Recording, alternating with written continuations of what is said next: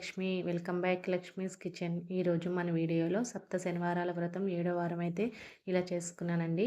ఈ వ్రతాన్ని ఎవరైనా ఆచరించవచ్చండి. అలాగే ఎంతో భక్తి శ్రద్ధలతో మన మనసులో ఉన్న సంకల్పం చెప్పుకుంటూ చేసుకుంటే మనకంతా మంచి జరుగుతుందండి. అలాగే ఈ వ్రతం చేసుకునే వాళ్ళు కలశం పెట్టుకొని చేసుకోవాలా, కలశం లేకుండా చేసుకోవాలా అనే డౌట్ అయితే ఉంటుందండి. కలశం పెట్టుకొని చేసుకోవచ్చు, కలశం లేకుండా కూడా చేసుకోవచ్చండి. ఈ పూజ కోసం ముందుగా ఇల్లంతా శుభ్రం చేసుకొని అలాగే వాకిలి తుడిచి కల్లాపు చల్లుకొని ముగ్గులు పెట్టుకోవాలండి. ముందుగా స్నానం చేసి వచ్చిన తర్వాత గడపనైతే పసుపు కుంకుమతో అలంకరించుకోవాలి. ఇప్పుడు మనం పూజ చేసుకునే ప్లేస్లో నీట్గా శుభ్రం చేసుకొని పసుపు రాసి అలాగే వరిపిండితో ముగ్గు అయితే వేసుకోవాలండి. ఇలా వేసిన తర్వాత ముందుగా ఒక పీటనైతే సిద్ధం చేసుకోవాలి. ఇప్పుడు ఈ పీట పైన ఒక పసుపు రంగు క్లాత్ కానీ ఎరుపు రంగు క్లాత్ కానీ వేసుకోవచ్చు.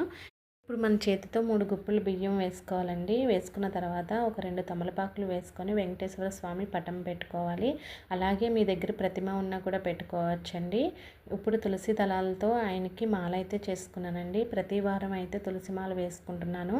మీరు సువాసన వచ్చే పువ్వులు కూడా మాల కింద పెట్టుకొని వేసుకోవచ్చండి. అలాగే పువ్వులతో అయితే అలంకరించుకున్నాను. ముందుగా తమలపాకు వేసుకొని మనం ముందుగా సిద్ధం చేసుకున్న ముడుపునైతే పెట్టుకోవాలండి. స్వామివారి పాదాల దగ్గర పెట్టుకున్న తర్వాత ఇప్పుడు పసుపు గణపతిని చేసుకొని పువ్వులతో అలంకరించుకోవాలి. ఈ వ్రతానికైతే మనకి పిండి ప్రమిదలు ఉండాలండి. ప్రతి శనివారం మనం ఇంట్లో పూజ చేసుకునేటప్పుడైనా ఒక్కటి పిండి ప్రమిద చేసుకొని 7 ఒత్తులు వేసుకొని దీపం పెట్టుకుంటే కూడా చాలా మంచిదండి.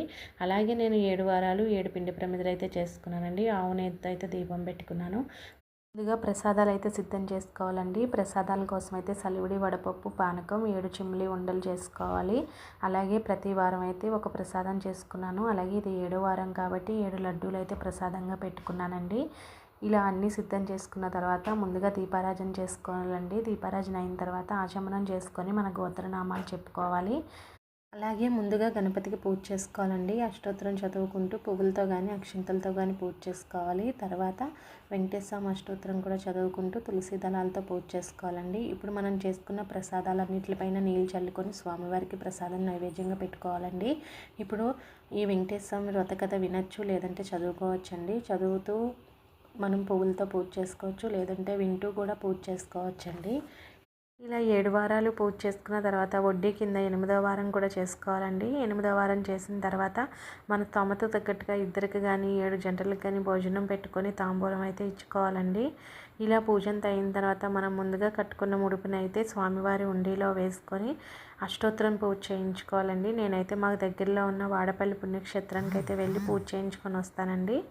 అలాగే ముడుపుని ఎలా కట్టుకోవాలి అనే సందేహం అయితే ఉంది కదండి. ముడుపుని ముందుగా ఒక పసుపు రంగు క్లాత్ తీసుకొని అలాగే ఇందులో కొద్దిగా పసుపు, కుంకుమ, అక్షింతలు, పచ్చకర్పూరం, అలాగే 7 యాలకులు, 7 ఖర్జూరం, 7 లవంగాలు, తులసి దళాలు 108 లేదా 101 లేదా 51 రూపాయి దక్షిణం కింద వేసుకొని ముడుపు అయితే కట్టుకోవాలండి.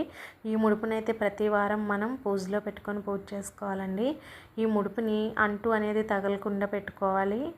మీరు ఎవరైనా ఈ వ్రతాన్ని మొదలు పెట్టాలి అనుకుంటే పౌర్ణమి రోజు కానీ దశమి ఏకాదశుల్లో కానీ మొదలు పెట్టుకుంటే చాలా మంచి ఫలితం అయితే వస్తుందండి. అలాగే ఈ వ్రతం చేసుకునే వాళ్ళు ఆయిల్ లేకుండానే ఫుడ్ తినాలండి. శనివారం మాటలు ఆయిల్ లేని ఫుడ్ తింటేనే మంచిదండి. అలాగే మార్నింగ్ నుంచి ఈవినింగ్ దాకా ఉపవాసం చేసి ఈవినింగ్ అయితే పూజ చేసుకున్న తర్వాత స్వామివారికి పెట్టిన ప్రసాదాలు తినచ్చు, లేదంటే టిఫిన్ తినచ్చండి. ఇప్పుడు ఈ ప్రసాదాలన్నిటిపైన నీళ్ళు చల్లుకొని స్వామివారికి నైవేద్యం చూపించుకోవాలండి. ఇప్పుడు పూజ అంతా అయిన తర్వాత నేనైతే చివరిగా హారతి ఇచ్చానండి. నేను స్వామివారికి ప్రతి శనివారం కూడా పచ్చకర్పూరంతోనే హారతి ఇస్తానండి.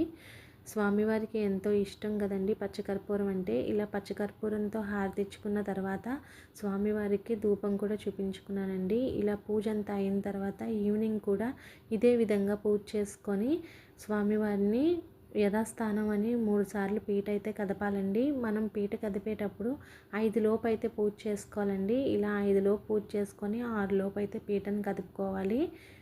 చూశారు కదండి, నేనైతే ఈ సప్త శనివారాల వ్రతం అయితే 7వ వారం ఇలా చేసుకున్నాను. మీకు ఎలా అనిపించిందో నాకు కామెంట్ చేయండి. ఈ వీడియో కనుక మీకు నచ్చినట్లయితే మన ఛానల్ని లైక్ చేయండి, షేర్ చేయండి, సబ్స్క్రైబ్ చేయండి. అలాగే పక్కనే ఉన్న బెల్ ఐకాన్ని ఆన్లో పెట్టుకోండి. ఓం నమో వెంకటేశాయ.